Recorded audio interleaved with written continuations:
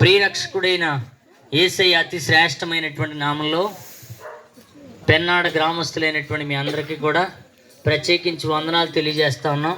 దయచేసి గమనించండి, ఇవి దేవుని మాటలు. దేవుని యొక్క మాటకు గొప్ప శక్తి ఉంటుంది. మన మాటలకి అంత ప్రభావం ఉండకపోవచ్చు, కొన్నిసార్లు మన ఇంట్లో వాళ్ళే మన మాటలు లెక్క చేయకపోవచ్చు, కానీ దేవుని యొక్క మాటకండి ఎంతో గొప్ప శక్తి ఉంటుందండి. దాన్ని మనం తెలుసుకోవాలని అంటే ఒక్క చిన్న మాట నేను మీకు పరిచయం చేస్తాను. మరియా, మార్తా, లాజరు అనేటువంటి ఇద్దరు అక్కలకి ఒక మంచి తమ్ముడు ఉన్నాడు. ముద్దుల తమ్ముడు అంటారు కదా, అలాగా చూడండి. అతడు ఆ కుటుంబంలో పెరుగుతూ ఉన్నాడు. ఆ కుటుంబం యేసుక్రీస్తు వారు ఎప్పుడు ఆ బేతనియా ప్రాంతానికి వచ్చినా కానీ వారింట్లోనికి చేర్చుకుని, యేసుక్రీస్తు వారి యొక్క శిష్యులను చేర్చుకుని వారికి వంట వార్పు చేసి వాళ్ళకి సకల మర్యాదలు చేసి పంపిస్తూ ఉండేవారు. ఇలాగా యేసుక్రీస్తు వారు ఆ ఇంటికి రావటం, ఆ కుటుంబంతో మంచి సంబంధం కలిగి ఉండటం వల్ల చూడండి చాలా దగ్గరగా యేసుక్రీస్తు వారు కుటుంబాన్ని ప్రేమించడం జరిగిందండి. అలాంటి సమయంలో యేసుక్రీస్తు వారు ఒక ప్రాంతం నుంచి ఒక ప్రాంతం ఆయా ప్రాంతాలకి ఆయన సంచారం చేస్తున్నటువంటి కాలం అది. అలాంటి సమయంలో చూడండి ఆ కుటుంబంలో ఏమైందో తెలీదు. ఆ కుటుంబానికి ఒక మగదిక్కలాగా ఉన్నటువంటి తన తమ్ముడు అనగా లాజరు అనేటువంటి వ్యక్తి అకస్మాత్తుగా చనిపోయాడండి. ఎందుకు చనిపోయాడు ఎవరికి తెలీదు.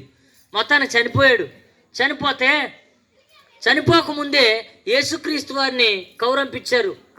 అయ్యా, మా తమ్ముడికి కాస్తంత బాగోలేదు, మీరు రండి, ఈ వ్యాధిని బట్టి ఇతను ఎలా ఉంటాడో మాకు తెలీదు, కాస్త వచ్చి ప్రార్థన చేయండి అని అంటే యేసుక్రీస్తు వారు దూరాన్ని ఉండటం వల్ల ఆయన రాలేకపోయాడండి. ఒక మాటలో చెప్పాలని అంటే ఆయన కావాలనే రాలేదు. మొత్తానికి ఆయన చనిపోయాడు. చనిపోయి అతను పాతి పెట్టబడ్డాడు. అప్పటికే దగ్గర 4 రోజులు అయిపోయిందండి. ఎన్ని రోజులండి? 4 రోజులు అయిపోయింది. ఈ 4 రోజులు అయిపోయిన తర్వాత యేసుక్రీస్తు వారు ఆ ఊరికి వచ్చారు. ఊరికి రాగానే ఆ యేసుక్రీస్తు వారు వచ్చారనేటువంటి ఆ వార్త విన్నటువంటి ఆ అక్కల్లో ఒక అక్క వచ్చింది యేసుక్రీస్తు వారిని వేడుకోవడం ప్రారంభించింది. అయ్యా, నువ్వు ఎక్కడ ఉంటే, మా ప్రాంతంలో ఉండుంటే నా తమ్ముడు చచ్చిపోయి ఉండేవాడు కాదు. అయ్యా, నీవు ఎక్కడ ఉండుంటే నా తమ్ముడు బ్రతికుండేవాడు అని ఎంతో వాపోయింది. అలాంటి ఆమె ఏడుస్తున్నటువంటి ఏడుపును చూసి యేసుక్రీస్తు వారు జాలిపడ్డారండి.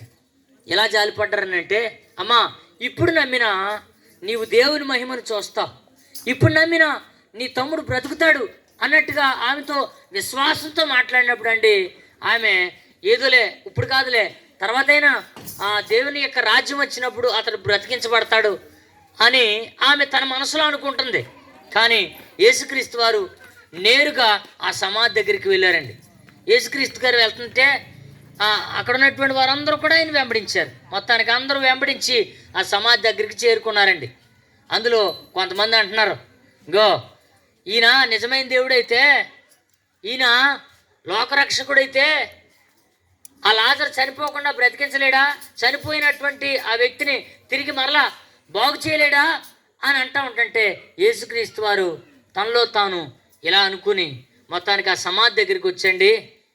ఏమని అన్నాడంటే, లాజరు బయటికి రా అని అనగానే చూడండి ఆ లాజరు పేత వస్త్రాలతో ఉన్నాడండి.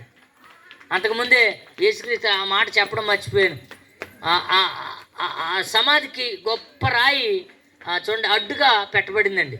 ఆ రాయిని దొర్లించమనంటే అక్కడ ఉన్నటువంటి వాళ్ళు అంటున్నారు, అందులో వాళ్ళ అక్కే అంటుంది, ఏమని అంటుందంటే, అయ్యా, ఇప్పటికే చనిపోయి 4 రోజులు అయింది, అతను కంపు కొడతాడు, ఆ శవం కంపు కొడుతుంది అయ్యా అని అంటున్నా కానీ యేసుక్రీస్తు వారు ఆ రాయిని దొర్లించమన్నారు. దొర్లించమని వెంటనే ఏమన్నారని అంటే, లాజరు బయటికి రా అని అనగానే ఆ లాజరు చూడండి ఆ దేవుని యొక్క మాట ప్రభావం అతనిలోనికి వెళ్ళటం ద్వారా అతను తిరిగి బ్రతికించబడి ఆ ప్రేత వస్త్రాలతోనే అతను బయటకు వచ్చాడండి. ఎందుకు ఈ మాట చెప్తున్నానంటే, దేవుని యొక్క మాటకండి అంత శక్తి ఉందండి. అందుకనే దేవుని మాట మనుషులను మార్చేది.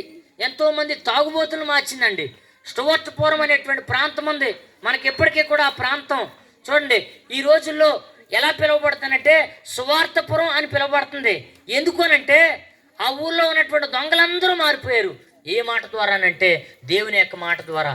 దేవుని బిడ్డలారా, నువ్వెంత తాగుబోతువైనా, నువ్వెంత వ్యభిచారివైనా, లేకపోతే నువ్వు ఎలాంటి పాపంతో మిళితమై ఉండి నీ జీవితంలో విసికి వేసారి ఇంకెందుకులే ఈ బ్రతుకు అని ఒకవేళ నువ్వు అనుకున్నా కానీ చూడండి, దేవుడు ఒక్క మాట సెలవిస్తే చాలండి, నీ జీవితం అంతా ఒక్క అద్భుతమైన రీతిలో మారిపోతుందండి.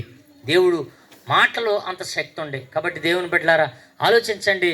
ఇదేదో ఒక అన్యమత ప్రచారంగా మీరు భావిస్తే చాలా కోల్పోతారు. ఒకప్పుడు మేము కూడా ఈ దేవుని యొక్క మాటలని మేము పెడచెవిని పెట్టి ఈ దేవుని యొక్క మాటలు చెప్పేవారిని తిట్టేవాళ్ళం, చాలాసార్లు బాధించాం, కొట్టడానికి కూడా ప్రయత్నం చేశాం. కానీ ఈ దేవుని యొక్క మాట మమ్మల్ని మార్చింది, మా జీవితాలను మార్చింది. ఆ మాటనే మీకు తెలియజేయడానికి మీ మధ్యలోనికి వచ్చాం. మీరు తప్పక నమ్మండి, దేవుడు నిజంగా అద్భుతాలు చేస్తాడు, ఆశ్చర్యాలు మీ జీవితాల్లో జరుగుతాయి. దేవుడి మాటలు దీవించునుగాక. మహాపరిశుద్ధుడా, మహోన్నతుడా, మహాగణుడా, మహామహిమ కలిగిన మహారాజా, మీకు వందనాలు, స్తుతులు, స్తోత్రాలు. మీ అపారమైన ప్రేమ, నీ కృప, నీ కనికరము ఇదిగో పెన్నాడని ఈ గ్రామం పట్ల నువ్వు ఉంచినందుకు నీకు స్తోత్రాలు. నీ దృష్టి ప్రభా నాయన ఈ ప్రజల మీద ఉన్నది దేవా, నీ స్తోత్రాలు. ఈ ప్రజలు నశించిపోకూడదని వీరిని రక్షించాలని ఇగో సంఘమును ప్రభా ఇలా సువార్తకు ఇదిగో మీరు పంపించిన విధానం బట్టి నీకు స్తోత్రాలు ప్రభా. ఇక్కడ ప్రకటించబడిన ప్రతి మాట కూడా నాయన ప్రతి హృదయంలో ప్రభా ఎందరికి అవసరమో అందరిలో ఫలింపచేయదేవా, నీ స్తోత్రాలు. నీ మాటలో శక్తి ఉన్నది, ప్రభావం ఉన్నది, బలం ఉన్నది దేవా, నీ స్తోత్రాలు. నీ మాటను బట్టి ఇదిగో చనిపోయిన లాజర్ని ఇదిగో నాయన బ్రతికిచ్చావు నాయన, నీకు స్తోత్రాలు.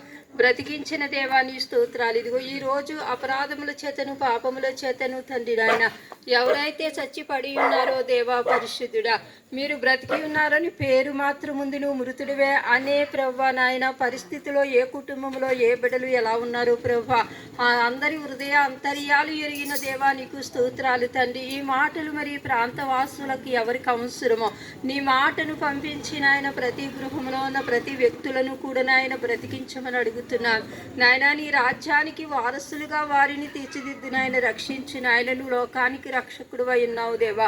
శరీర బలహీనతలు ఆత్మ బలహీనతలు తొలగించిన ఆయన, శరీరానికి ఆత్మకు బలమునిచ్చి నాయన, ఆర్థికంగాను ఆత్మీయంగాను ఇదిగో నాయన బాగు చేసి నా తండ్రి ఇదిగో నాయన గ్రామాలను గ్రామ ప్రజలను తండ్రి నాయన ఆశీర్వదించి నా తండ్రి నీ దీవెనకు పాత్రగా చేసి నీకు మహిమార్థముగా నిలబెట్టుకోమని తోడుండమని యేసు ఉన్నతమైన నామములో అడిగి వేడుకుంటున్నాము తండ్రి. ఆమేన్.